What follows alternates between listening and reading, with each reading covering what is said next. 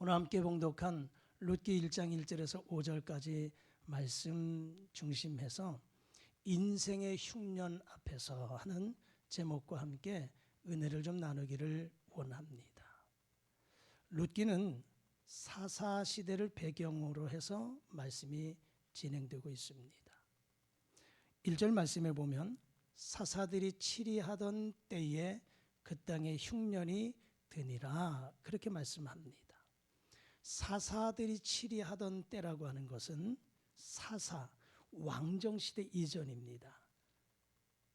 사울왕, 다윗왕, 솔로몬왕 이런 왕이 나라를 다스리기 이전에 사사시대였습니다. 일반 백성들을 하나님은 부르셔서 하나님의 말씀을 전하기도 하셨고요. 나라를 다스리게 했던 이런 사사시대였습니다. 이런 사사시대에 하나님의 말씀이 오늘 성경이 선포되는데 성경은 이 시대를 이렇게 말씀하고 있습니다. 사사기는 21장 25절로 끝을 맺습니다. 그 21장 25절에 이렇게 말씀해 주고 있습니다. 자막 다 같이 읽어보시죠. 시작. 그때에 이스라엘에 왕이 없으므로 사람이 각기 자기의 소견에 오른 대로 행하였더라. 아멘. 왕이 없다라고 하는 것은 단순히 정치적인 의미만 아닙니다. 이스라엘 백성들이 하나님으로부터 부름받은 선민입니다. 그럼에도 불구하고 이 백성들은 하나님을 왕으로 인정하지 않았다라고 하는 것입니다. 이 백성들은 하나님의 뜻을 무시했고 자신의 생각대로 행동했다는 겁니다. 그러므로 이 사사시대는요, 영적인 혼란과 도덕적인 아주 무질서의 시대였다라고 하는 거예요. 옳고 그름의 판단이 하나님의 말씀이 아니고 옳고 그름의 판단이 개인이었어요. 자신의 생각. 그래서 하나님의 통치보다 이 자신의 결정을 더 신뢰하는 인간 중심의 시대였다라고 하는 겁니다. 이러한 시대의 상황 속에서 룻기는 시작됩니다. 여러분, 룻기의 시작은 1절을 읽었던 말씀처럼 베들레헴 땅에 흉년이 들었다 하는 말씀으로 시작을 합니다. 여기 오늘 흉년이라고 하는 것은요, 단순히 자연적 재해로 인한 흉년만 이야기하는 것이 아니에요. 성경에서 이런 흉년은 하나님께서 이스라엘 백성들의 죄악으로 인하여서 내린 징계의 한 방편이었습니다. 이스라엘의 역사를 보면 하나님이 그들에게 내린 징계 크게 세 가지였어요. 하나는 전쟁, 하나는 기근, 하나는 전염병이었습니다. 그래서 전쟁, 기근, 전염병이 이 백성들의 죄악으로 인해서 하나님이 징계의 방편으로 내리신 거예요.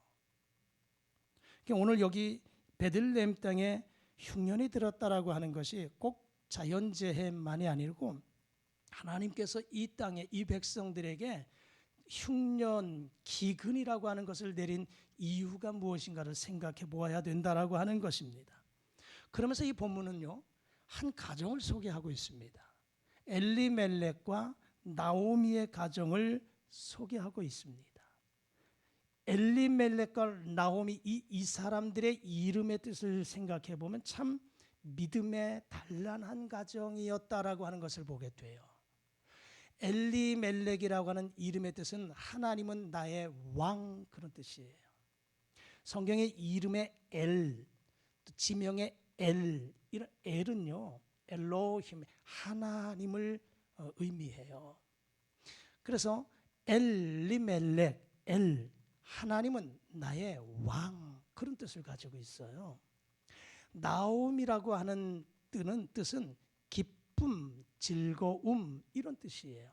그러니까 엘리멜렉과 나옴이 이 두 사람의 이름의 뜻을 풀어보면 하나님은 나의 왕, 내 인생의 왕, 내 가정의 왕으로 하나님을 섬기고 있는 엘리멜렉, 그리고 그 가운데 아내는 사랑스럽고 기쁘고 즐거움이 있는, 이 이름만 보면 참 얼마나 아름다운 가정인가를 생각해 볼 수가 있습니다.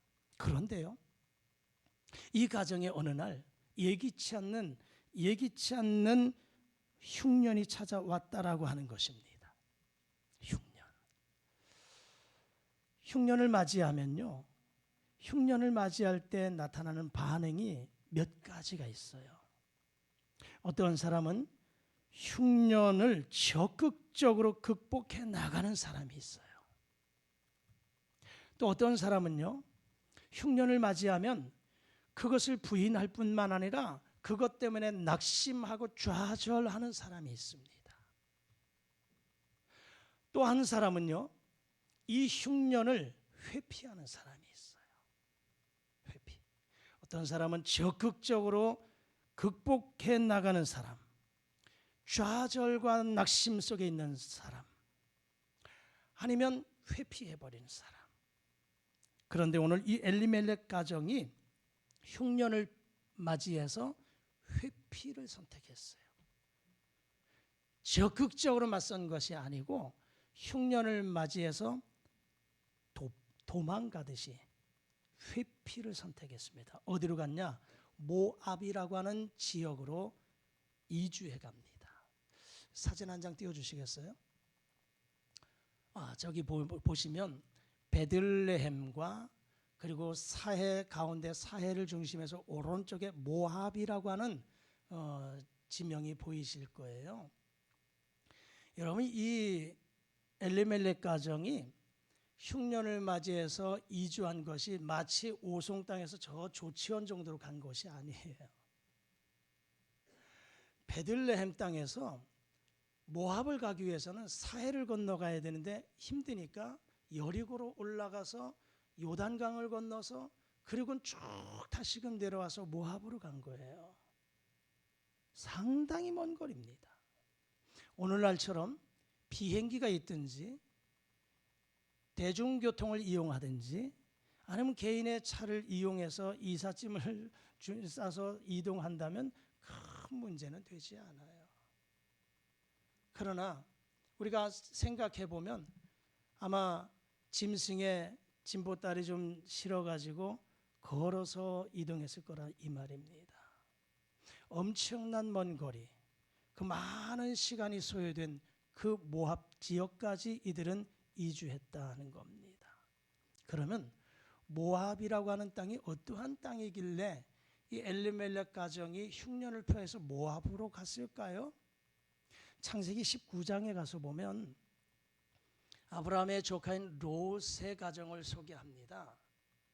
그런데요, 롯이 소돔과 고모라 땅에 들어가서 살게 되지요. 그런데 소돔과 고모라 땅에 백성들의 죄악으로 인해서 하나님이 징계하세요.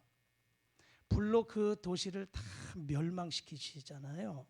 그럴 때 이 롯의 가정이 그저 몸만 피하여 도망 나옵니다. 그의 아내는 도망 나오다가 뒤돌아보면서 소금 기둥되고 말아요. 그때 나오는 사람이 롯과 두 딸입니다.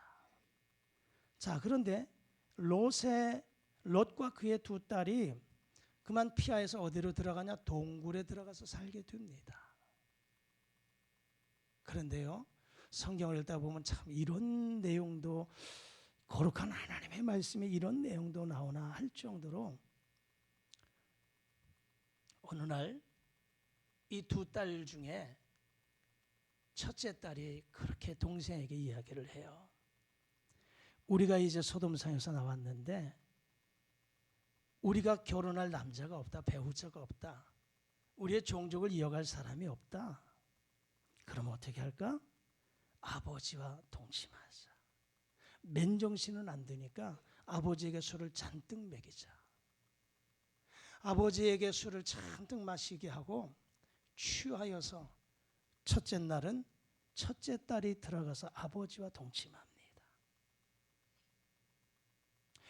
롯은요, 앉고 일어서는 것을, 누웠다 일어난 것을 알지 못합니다. 그리고는 하룻밤이 지났어요. 둘째 날은 동생에게 첫째 딸이 얘기를 해요. 야야, 오늘은 네가 들어가라. 오늘 네가 아버지에게 술을 마시게 하고 오늘은 네가 아버지와 동침해라. 역시 그 아버지는 그 여인이 자신의 딸인 줄도 알지 못합니다. 근데 이렇게 해서 끝났으면 성경에 안 나왔겠죠. 근데 이 두 여인이 아이를 임신을 하게 돼요.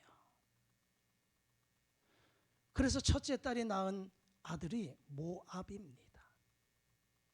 둘째 딸이 낳은 아들이 암몬입니다. 그래서 우리가 성경 읽다 보면 모압과 암몬, 모압의 자손, 암몬의 자손 이런 이야기를 많이 성경을 보게 되잖아요. 이게 정상적인 가정에서 낳은 아들이 아니에요.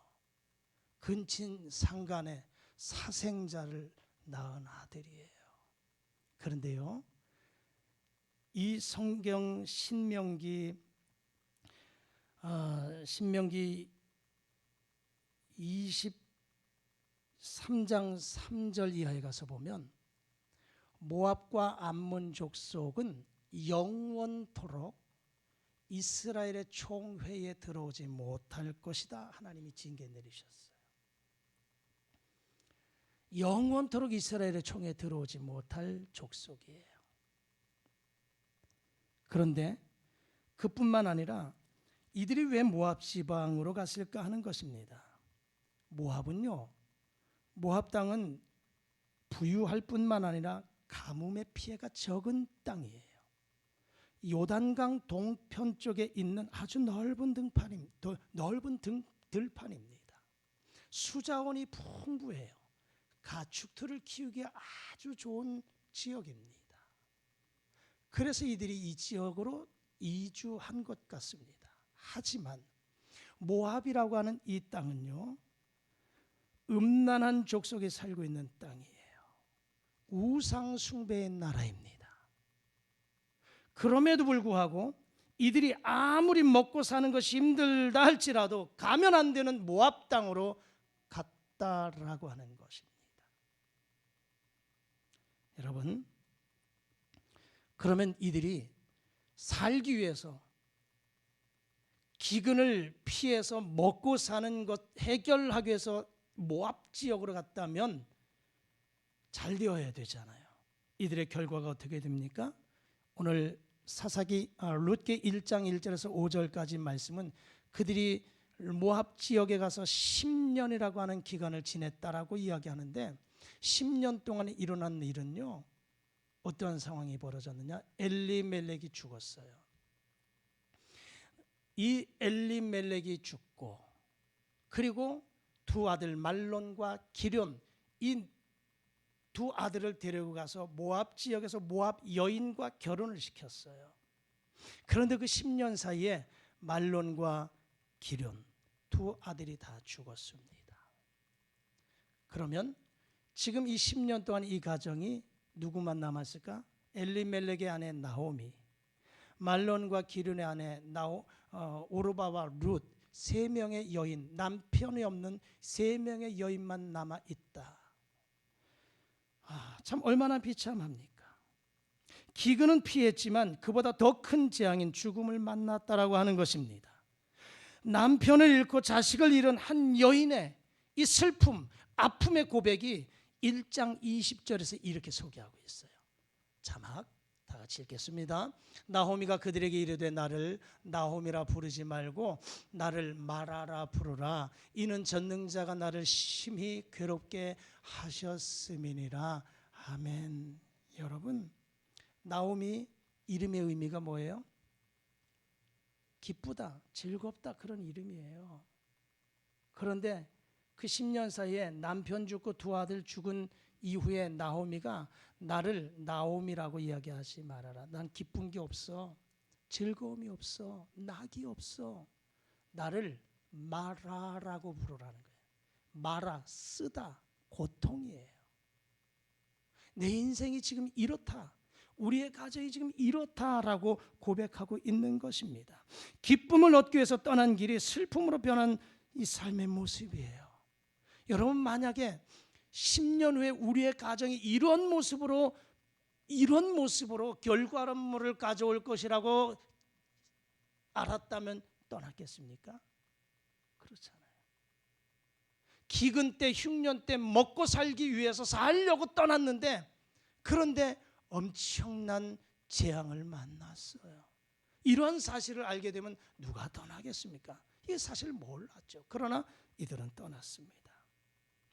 여러분 이 흉년이 어디에서 일어났습니까? 유대 땅 베들레헴에서 일어났다는 거예요. 베들레헴이라는 이 말의 의미는 떡집이라는 뜻을 가지고 있어요. 떡집. 베들레헴 떡집.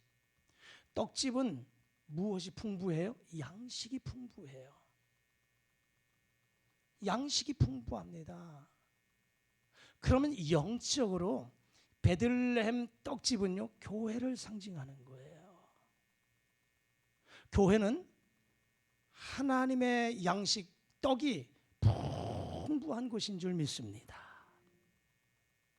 예수님이 뭐라고 말씀하셨어요? 나는 생명의 떡이니 이렇게 말씀하셨어요. 그래서 예수님께서 전파하시는 말씀이 생명의 떡이에요. 그런데 이 교회가 생명의 떡, 하나님의 말씀이 없어요. 기근을 만났다 이 말입니다. 정말 이상하지 않습니까?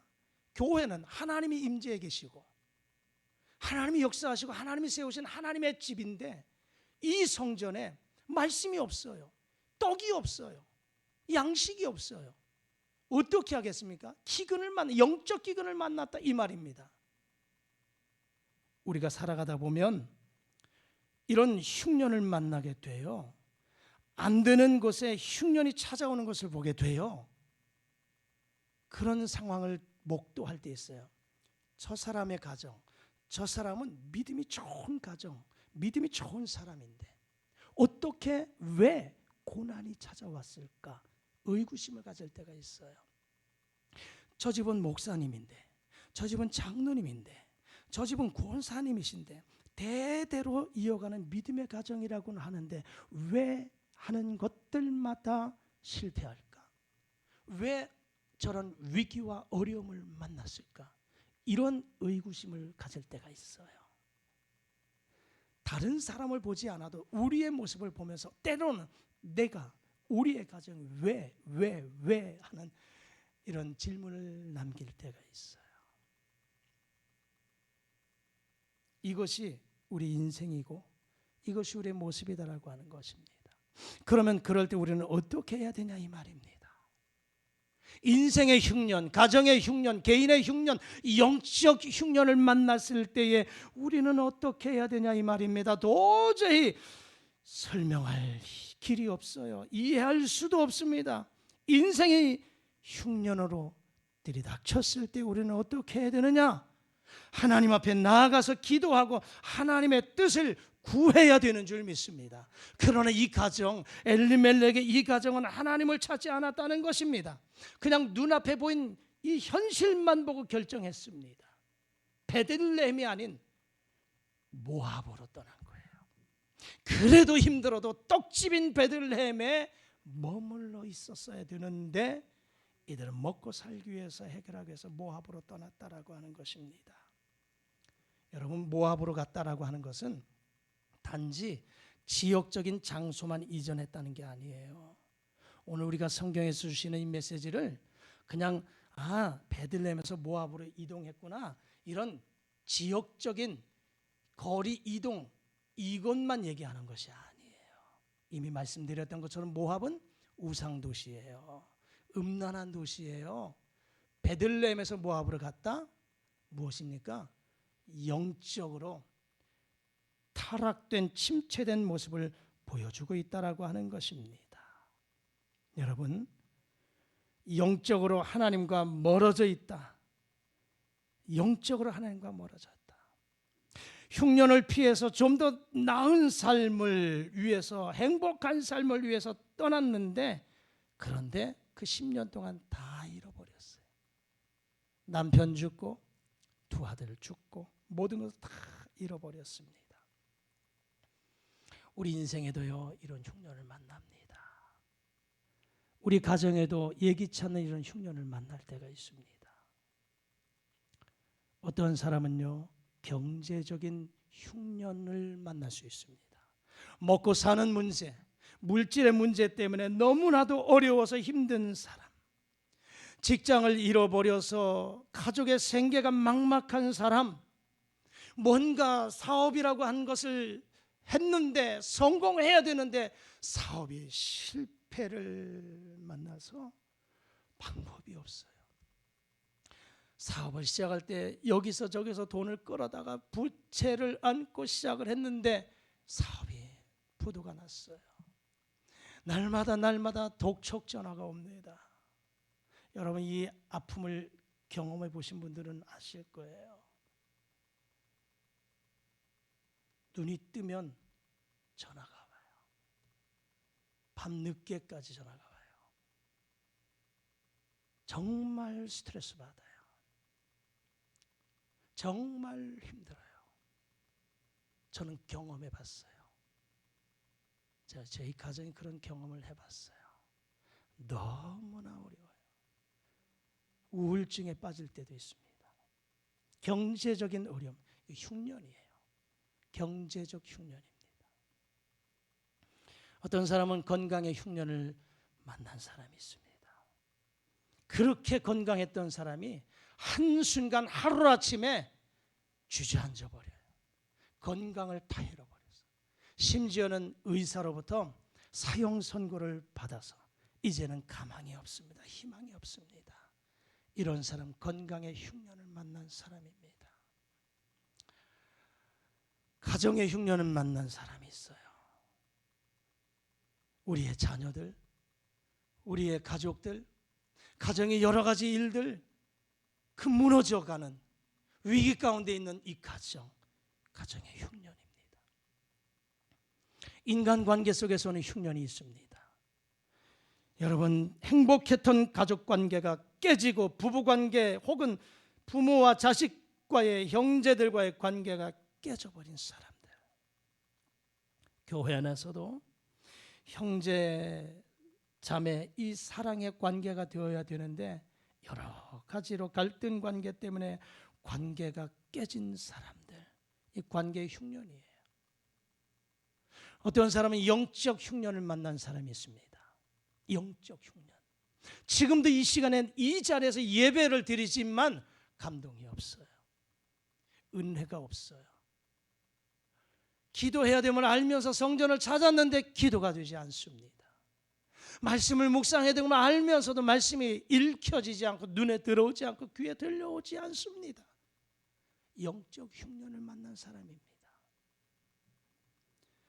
개인의, 가정의, 물질의, 건강의 영적인 흉년 만났습니다. 그러면 우리는 이러한 흉년을 만났을 때 어떻게 해야 되냐라고 하는 것입니다. 엘리멜렉처럼 눈에 보이는 길을 따라가야 되겠습니까? 아니에요. 우리는 하나님의 자녀들이에요. 믿음의 사람들이에요. 지금 눈에 보이는 현실이 넉넉지가 않지만 정말 흉년 기근을 만나서 방법이 없어요. 그럼에도 불구하고 엘리멜렉처럼 모압으로 떠나면 안 돼요. 베들레헴 떠나면 안 됩니다. 하나님의 품을 떠나면 안 돼요. 안 됩니다. 우리는 모압이 아니라 하나님께 가야 되는 줄 믿습니다.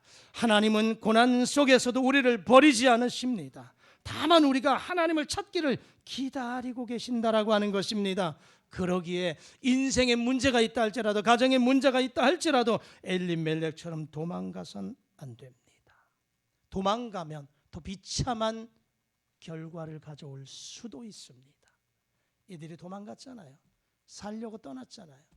근데 10년 동안 남자 셋 다 죽었잖아요. 더 비참한 결과를 가져오게 되었다라고 하는 것입니다. 여러분, 흉년의 때에 오히려 더 진가가 나타날 때가 있어요. 다니엘을 보세요. 다니엘의 그 믿음은 어디에서? 사자굴 속에서, 기도하지 못하게 방해하는 그 요소 속에서 하나님 붙잡고 기도하며 나갔어요. 사자밥이 될 위기까지도 있었지만 하나님이 그의 믿음 보시고 사자의 입을 봉하셨어요. 여러분, 작은 불은요, 작은 불은 조그마한 이 바람이 불면 꺼져요.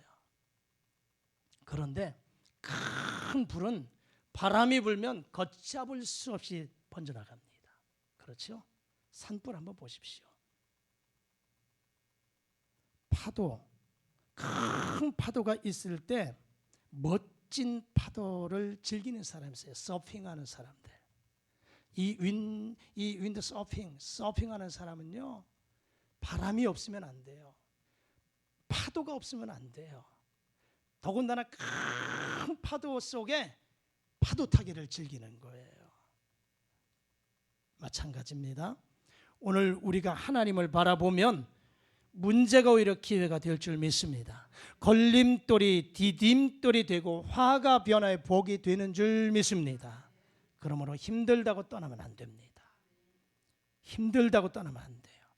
아무리 어려워도 하나님을 떠나서는 안 됩니다. 아무리 어려워도 말씀을 떠나서는 안 됩니다. 아무리 어려워도 힘들어도 말씀의 집인 교회를 떠나면 안 됩니다. 하나님을 붙잡아야 되는 줄 믿습니다. 우리 인생이 가정이 어려운 흉년을 만났다 할지라도 절대로 이 신앙 타협하지 마십시오. 혹시나 이 시간에 말씀드렸던 것처럼 인생의 가정의 개인의 영적인 흉년이 있는 사람들, 지치고 힘들어서 어찌할 바를 모르지만 그래도 그 몸 이끌고 이 성전에 왔습니다. 수고하고 무거운 짐진 자들아 다 내게로 오라, 내가 너희를 쉬게 하리라 말씀하셨어요. 하나님 붙잡으십시오. 하나님 우리의 소망이 되십니다. 힘이 되십니다. 능력이 되십니다. 해결하실 전능하신 하나님이십니다. 그 하나님 붙잡으실 수 있기를 주의 이름으로 축복합니다. 우리의 인생이 흉년을 만난다 할지라도 반드시 역전시키시는 분이 하나님이신 줄 믿습니다. 그 하나님 붙잡고 승리하십시오. 저는 오늘 이 설교를 이렇게 마무리하면서 끝을 맺고 싶어요.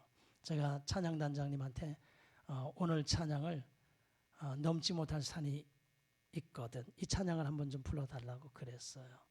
저는 한 주간 이 찬양을 계속 되새기면서 찬양을 많이 불렀어요. 우리 다 같이 넘지 못할 산이 있거든, 이 찬양을 한번 좀 가사를 음미하면서 찬양을 부르면서 하나님이 아픔 가운데 있는 성도들, 흉년 가운데 있는 성도들을 하나님 만져주셨으면 좋겠어요. 우리 찬양 한번 해보실까요?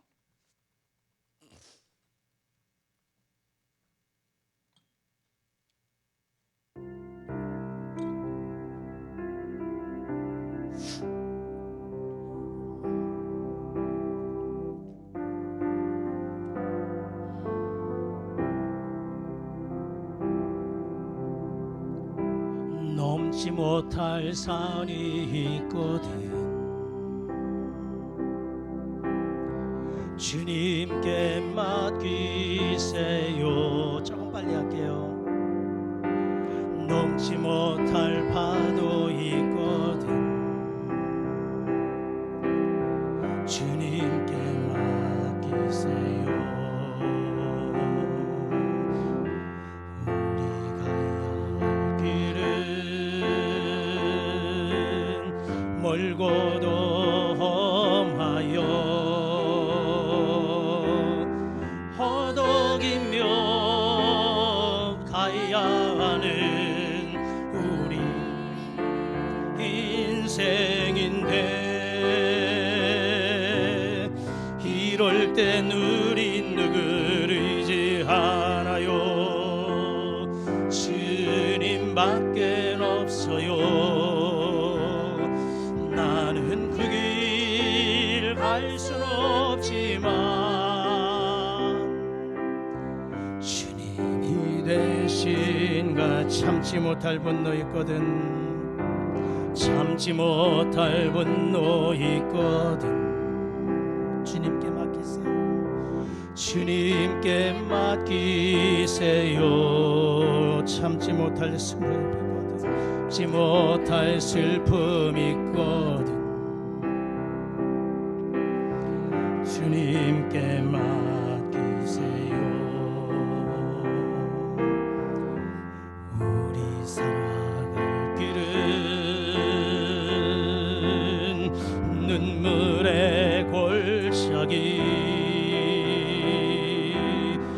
내 힘으로 참지 못해 늘 흐느끼네. 이럴 땐 우리 누굴 의지하나요? 주님밖에 없어요. 나는 그 길 알 수는 없지만 주님이 되신가요? 그렇습니다. 여러분, 사방이 꽉 막힌 것 같습니다. 물질 때문에 힘이 듭니다. 나는 해결할 수 없습니다. 병든 몸입니다. 영적으로 다운된 상태입니다. 가정의 어려움을 만났습니다. 내 힘으로는 도저히 감당할 수 없습니다. 이럴 때 우리는 누구를 의지해야 되겠습니까? 주님밖에 없습니다. 주님께 맡기십시오. 그러면 나는 그 길 갈 수 없지만 우리 주님이 나를 대신해서 가실 것입니다. 주님은 슬픔이 변하여 기쁨이 되게 변화시키신 하나님이십니다. 흉년을 풍요로운 삶으로 변화시킬 그분이십니다. 그분을 의지하고 흉년에서 풍요로운 삶을 경험하는 여러분 모두가 되실 수 있기를 주의 이름으로 축복합니다. 하나님 감사합니다. 혹 이 시간에 우리 가정에, 개인에, 우리의 관계에, 우리 영적인 흉년을 만난 사람이 있습니까? 내 힘으로는 도저히 감당할 수 없어서 어떻게 할 수 없고 해결할 수 없는 너무나도 고통 속에 있는 성도들이 있습니까? 하나님, 그래도 주님 떠나지 말게 하시고, 그래도 말씀 기도 떠나지 말게 하시고, 그래도 교회 떠나지 말게 하시고, 그럼에도 불구하고 하나님 찾게 하시고, 성전 찾게 하시고, 기도하게 하시고, 말씀 붙잡게 하셔서 주님도 의지하게 하셔서 슬픔이 변하여 기쁨이 되는 흉년 가운데서 풍요로운 삶을 보장받는 우리 모두가 되게 하옵소서. 예수님 이름으로 기도드리옵나이다. 아멘.